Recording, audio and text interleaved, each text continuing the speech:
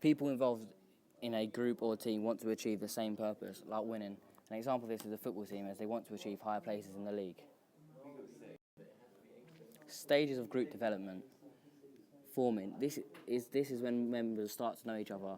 This will be so that they can find things out about their teammates. For example, they can find out their name and what their position is. Storming. There can be fights between players as they want to establish role status. This could be like captain. Players want to have higher role. Norming. People will get common goals and then the team will start to get along better. Some players leave after storming due to conflict. This because fights may happen, so then they will not like each other.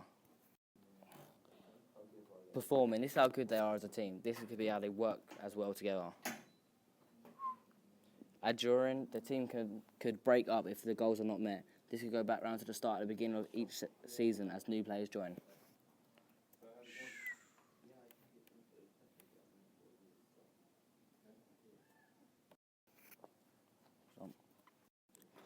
Group effectiveness. Stein said that there is a formula to show that there is loss of performance from a single person to a group of people. Actual production equals potential production minus loss due to faulty process. Potential productivity is the best performance you can get out of someone for their ability. Losses due to faulty process is to errors in performance caused by coordination, motivation and communication problems. Motivation. Social loafing. People do not work as hard in a single event as in groups. This is because they think they won't get noticed if they stop working hard. One person will give 100% effort, 2 people will give 90% effort, 4 people will give 80% effort, and 8 people will give 65% effort. So when you've got a team of 11, you'll realise that there's not a lot of effort being put in. This can happen in a team of players, as a player could get lazy. This is because he couldn't be bothered to run and get the ball, and he could leave it for one of his team members. This is lost motivation as he relies on other people to do it for them. Negative influence that can cause social loafing. If the player feels like they are not being valued by their coach or team members, the feeling that others are not trying as hard as you are, which makes you put in less effort. If the task is too difficult, motivation levels will drop, and then this will lead to social learning. A player with low confidence will socialise low to protect their self-esteem. There are 2 types of cohesion: task cohesion and social cohesion. Task cohesion is the willingness of a team to work together to achieve its goals. Social cohesion is the willingness of a team to socialise together to make friends.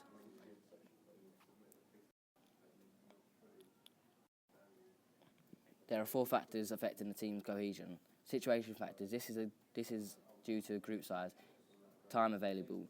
Individual factors. The motivation, level, experience, skill of the team members affect cohesion. Leadership factors. The leadership style that the group prefer. Team factors. The collective team goals, good communication, or a core of shared success.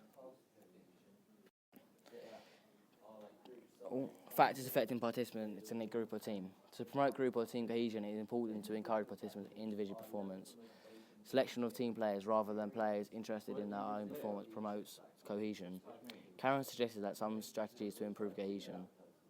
Strong leadership will encourage group cohesion. Evaluation of each other's performance reduces social loafing. Leadership. Successful teams have a good leader and who is high motivated, has good communication skills, and is always there, and he has respect for the group. An example of this is John Terry. He is loud and he puts people off on the other team. What do you call trait approach? Yeah, trait approach. What's that one? Suggest leaders are born with the skills necessary to take charge. Leadership traits, for example, intelligence, are stable personality dispositions required to be a good leader. Social learning theory suggests that all behaviours are learned. For example, a captain judges an experienced leader to have handled the situation very well. Therefore, it will be recommended and copied if the situation happens again. Interactness theory. Leadership emerges because of the inherited abilities and learned skills. This explains the human behaviour in sport. Selection of leader. Selection of a leader. Individuals become leaders in one of 2 ways. Emergent leader comes from within the group because they are skilled, selected by vote or interviewed. Prescribed leader, appointed from an external source to a team.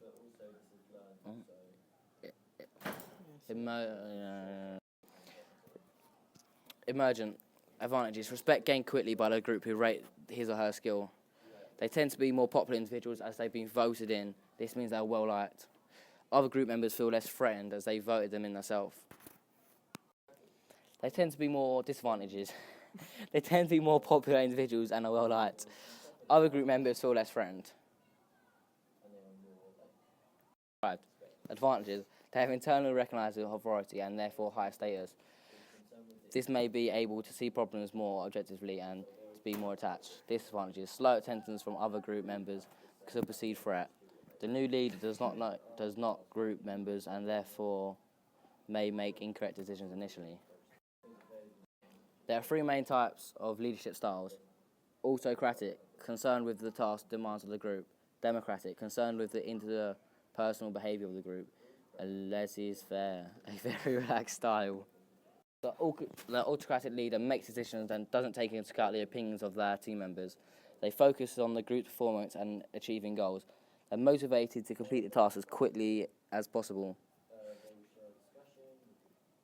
These are used when decisions are needed quickly, where there's a large group of people or hostile and they can't make up their mind. The democratic leader will share decisions with the rest of the group and ask for their input. Is interested in developing meaningful interpersonal relationships with the team, so making friends. Tries to give ownership of the task to each individual, so they all get their own opinion used.